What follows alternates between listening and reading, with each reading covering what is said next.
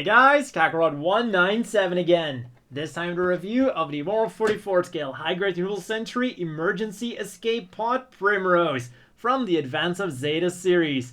And as you can probably tell by the very monochrome box, this is a P-Bandai. And despite being a 2019 model kit, it feels very much like a kit that would have been released at around the same time as the Hazels in 2005. For starters, we do get some very unsightly seam lines, and you will also have to do some painting in order to get this thing completely color accurate. Mostly on the out and inside of the cannon, the missile pod, and then the backpack. And speaking about the backpack, that is probably one of the weirdest things I've ever seen. Because when you have a look at the Hazel Custom, this backpack has better color separation, 2005, than the modern 2019 model kit. Sure, this is basically a junk part that you will throw away the moment you combine it, but it's still weird that they didn't just remold the backpack that already was there. Instead, they give you stickers for the yellow parts. There's also a very nice clear metallic green sticker, but yeah, it is just very weird. One way that it is better is that it does give you a gray sticker, which the Halo Custom does not, and there is another yellow sticker. And the other yellow that you see on this model kit, those are actual parts, like the little detail here, that's a yellow part, those are yellow parts. And then the final sticker that you get is this one here for, I believe those are the missiles of the missile pod. But putting those stickers aside, we also get a sheet of clear marking stickers, and unlike a lot of P-Bandais and other Advance of Hazel P-Bandais, these are regular peel-offs instead of water slides. And other than that, there's not really too much to say about this thing because, well, this is basically a space fighter. There's nothing really moving on it other than the arm of the cannon, which, yeah, you can move it, but you're not really supposed to move it. It's just supposed to be like this. What you should do is, of course, combine it into one of the many different configurations that the manual provides you with. And for the sake of this review, we'll be turning it into the cover model, the Hazel Owsla, for which you will require a whopping 4 models, or 3 if you want to paint. For starters, we will, of course, need a Hazel Custom as the base model. Then we will also need a Hazel 2 for the backpack. You will need an Advanced Hazel for the Advanced Hazel parts, or if you want to paint, you can just get an Advanced Hazel and no Hazel Custom. And then finally, you will also need a through-to-do for the long blade rifle. Now there are 2 important things here that I want to mention. First of all, the Hazel Custom and the Advanced Hazel. According to the manual, you have to get these special P-Bandai versions with the connector parts. Now, these connector parts are purely for the wound ward and are not necessary for the Hazel Owsla at all, or anything else to do with the Primrose, so you can just buy the regular version. Then the second thing is the long blade rifle that you have to buy an entire through-to-do set for. Now, you might have the Advance of Zeta Gapland, which also comes with the long blade rifle parts. And you might think, can't I just use these? And yeah, you can, but there is one feature that I will point out when I get to it that you can't do. But for the most part, this is an adequate replacement. And well, all that's left to do is to transform this thing, although I guess I should say parts form. And here we have the Hazel Owsla in all of its glory. Let's move these parts to the side and have a look at what the Owsla parts did for the Hazel. We have some upgrades, but also one downgrade. When we have a look at the shoulders, they now move forwards and backwards significantly less than those of the original Hazel. The waist joint does somewhat suffer because of all of the added bulk to the back, meaning that it does have a tendency to fall backwards, although this will be somewhat resolved once you add the long blade rifle to balance things out. Then for the long blade rifle, we get an extra trigger finger hand, and this one is at an angle, making it significantly easier to pose with this extremely long rifle. And when you want to hook it up to the Hazel, you have 2 options. You can just do the usual, plug the hand into the arm, there you go, very simple, works well, fits in there securely, no problem.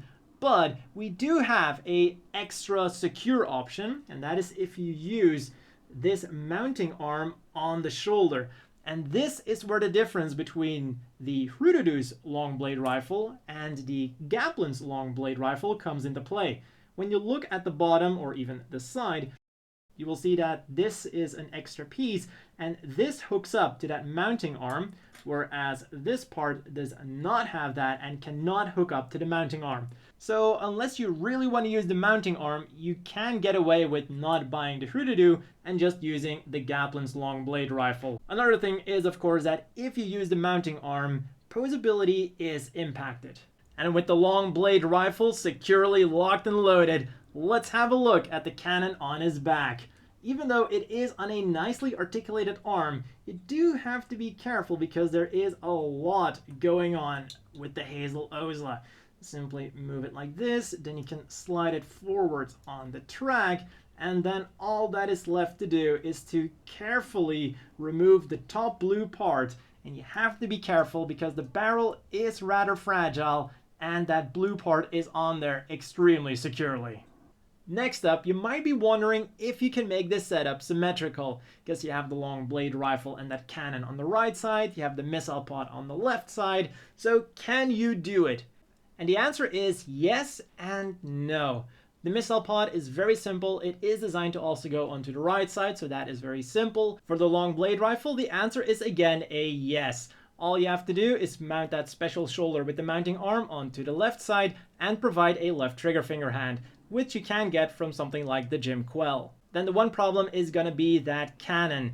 The left side simply does not have an attachment point for that. So if you want to have it on both sides, you're going to have to do some modifications yourself. And then a final question that you might have is, so I have this Hazel now, but I also have a bunch of leftover model kits. What can I do with them? Well, in the case of the Hazel 2, it's very simple. You buy the Jim Quell, you use that left hand to get your blade rifle also on the left side, and then you use the rest of the Jim Quell, you put the head of the Hazel 2 on it, and then you get yourself the Hazel Reserve unit.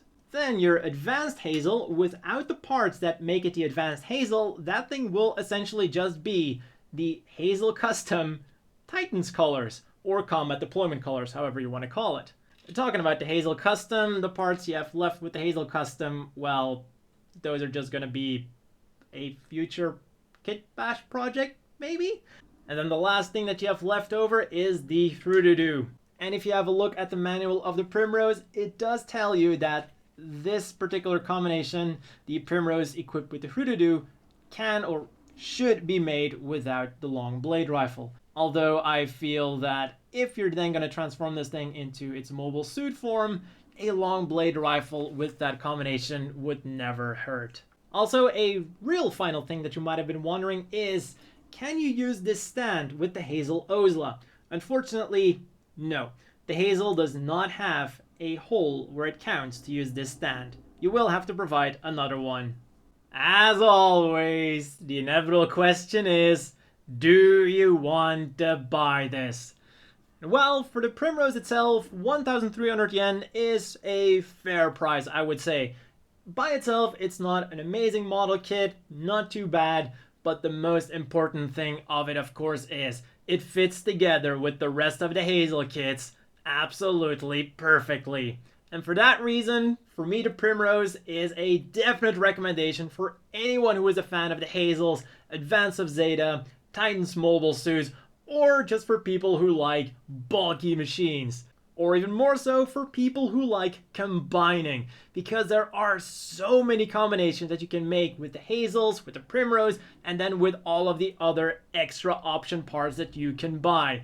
The only problem then, of course, is that it is a P-Bandai kit, but if you can find it for a fair price, I would highly recommend this thing, even though it does feel straight out of 2005. And talking about those crazy combinations that you can make, I will definitely be trying all of them out, so stay tuned. But for now, let's end this video with some size comparisons. First of all, here's next to some other Advance of Zeta machines, the Hazel 2 and the Advanced Hazel. Then here he is next to the HGUC Earth Federation colors, even though I feel like those colors are much more Titan-esque than the actual Titans colors, and Target Practice. And finally, here he is next to the standard size Gym Custom and the always bulky Zaku 3. And the bulk of the Hazel Owsla is definitely giving the Zaku 3 a run for its money. And that's all for this review. A big thank you to the Patreon supporters. I hope you all have a great day. Stay tuned for more Hazel madness, and I will see you all next time.